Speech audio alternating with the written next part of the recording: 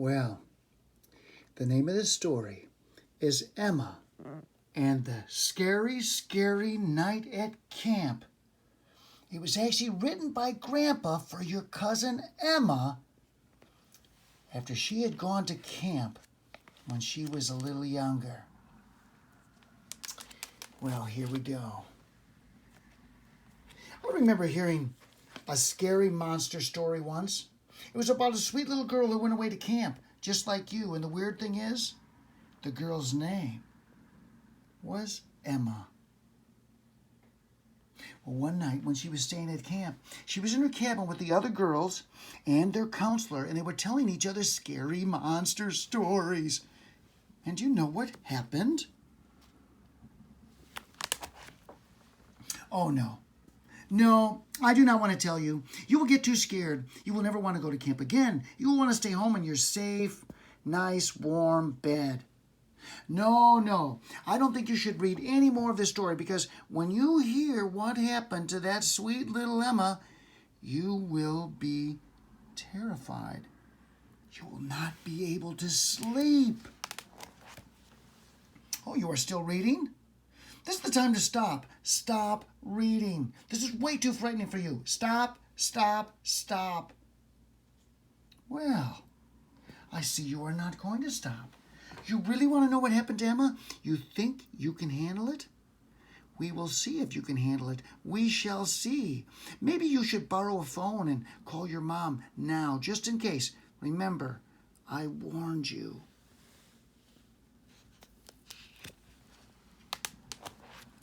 Well, sweet little Emma and all the other girls told scary stories, monster stories, until nearly midnight.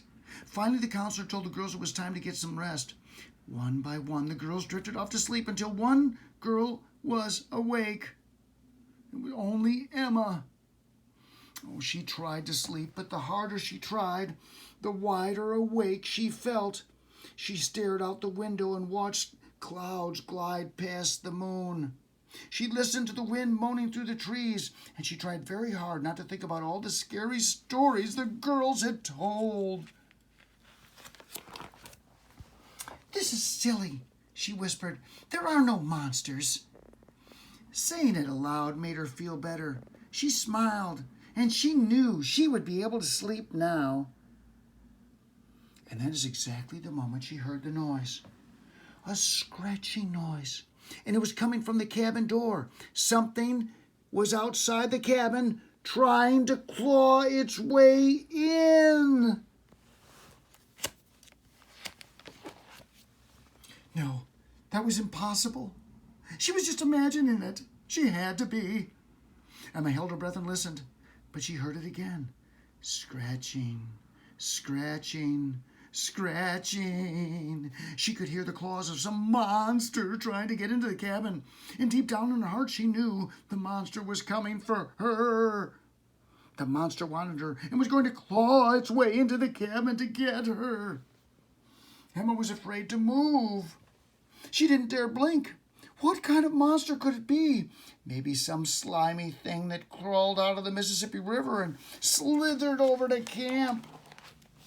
Maybe some hairy beast that lived in a cave in the hills and only came out at night to hunt. Whatever it wasn't good, and it wasn't stopping. Claw, claw, claw. The thing kept digging at the door. Scratch, scratch, scratch. Emma wished she had a phone right there in her bed with her. She would call her mom, her dad. She would call her Uncle Tim. Yes. She would call her Uncle Tim. He would know what to do. That's Grandpa. Emma was afraid to move. Afraid the monster would hear her. Afraid the monster would tear right through the cabin door and find her. She hoped the monster would stop.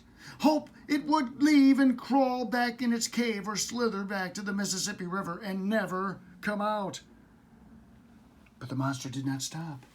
Claw, claw, claw. The monster scratched harder now, faster. Emma knew she had to be brave.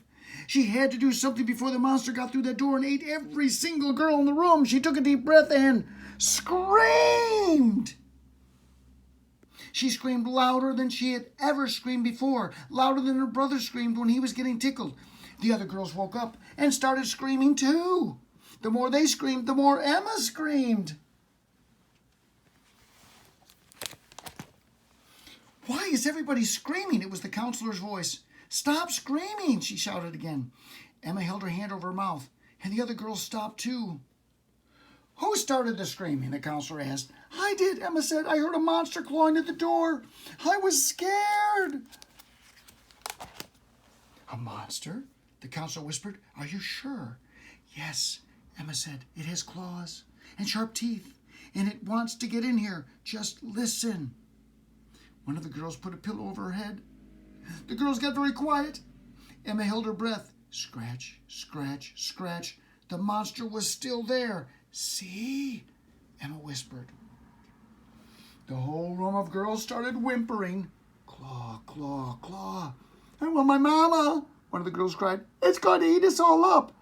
I just wet my PJs, another girl said. Oh, this was bad. This was very bad and very, very scary.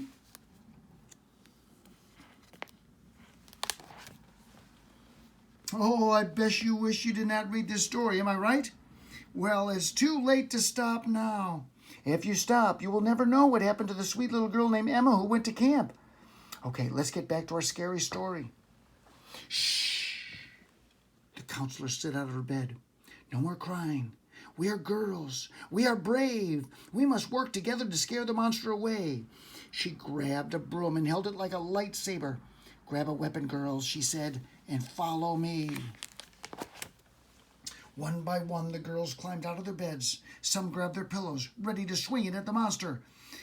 Emma plugged in her counselor's curling iron and held it like a sword. That would keep the monster away. Emma was sure of it. The counselor tiptoed to the door. Emma stayed right behind her. So did the other girls. They did not want to be left alone. I am going to open the door, the counselor said, and when I do, I want all of you to scream like you did before. We will scare the monster away. Got it? Emma nodded, and so did all the other girls.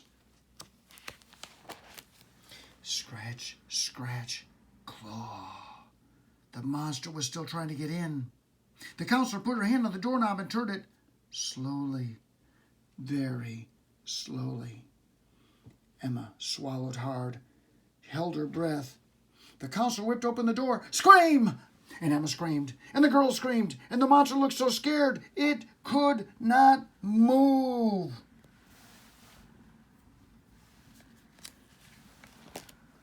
It's a kitty, Emma said. And Emma knew it was the same kitty she'd seen at dinner, the same kitty she had petted and fed. The girls stopped screaming. Emma unplugged a curling iron and set it down. It's a fuzzy little kitty. Emma bent down. Here, kitty, I won't hurt you. Well, the kitty ran over and jumped in Emma's arms. Careful, the counselor said. It has claws and sharp teeth. The counselor smiled. That thing is a real monster. But Emma wasn't scared.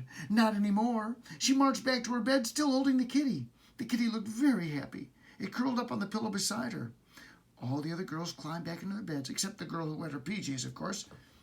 And Emma suddenly felt very sleepy and happy to know that there were no monsters.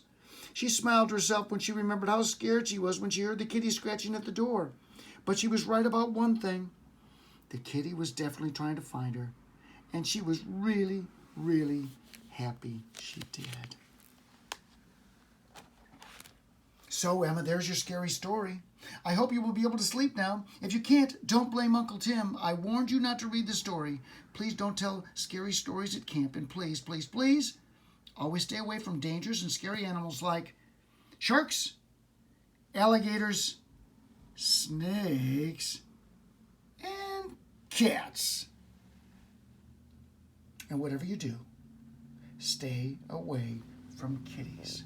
Do not feed them. Do not pet them. If you see one, run away as fast as you can because kitties grow up to be cats. And we both know that cats can be monsters. Scary, clawing, scratching monsters. And that is the end.